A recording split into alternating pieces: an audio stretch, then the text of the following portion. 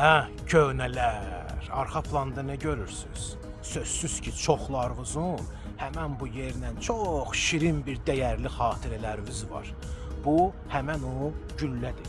Hansı ki 1936-cı ildə Sovet dövlətinin sifarişi əsasında inşa olunub cəmi 20 günə. Səbəb də bilirsiniz nə idi bunun inşasına? O vaxtlar bütün Sovetdə paraşüt idmanına çox böyük həvəs var idi. Ona görə bu güllə də Azərbaycanda dünyaya göz açdı. Özü də fikir verin onun bitfasonuna, görürsünüz nəyə oxşayır, düzdür, neft gülləsinə. Hələ bilirsiniz ki, bu təsadüfdür. Xeyr, bu əvvəlcədən belə fikirləşilib, yəni zadumka olunub.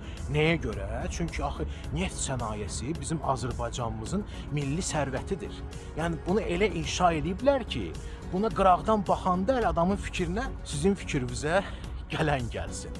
Onu da sizə deyim ki, həmən bu güllənin hündürlüyü 75 metrdir.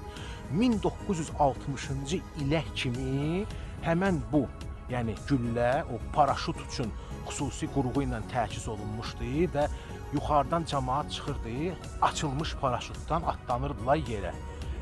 Hətta yəni vurğuladığım kimi 1960-cı ilə qədər.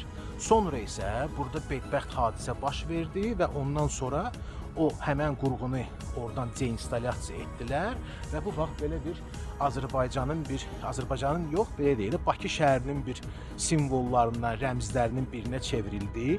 Həmçində hava qaralmış vəziyyətdə həmən bu güllənin üstündə siz hava haqqında məlumat əldə edə bilərsiniz. Yəni Bakının çox yerindən görsənir ki, məsələn, hava nə qədərdir, hərarət nə qədərdir, küləyin istiqaməti nə qədərdir. Onu da sizə deyim, bulvar kimi yer üçün küləyin istiqamətini bilmək çox da qəşəng bir şeydir.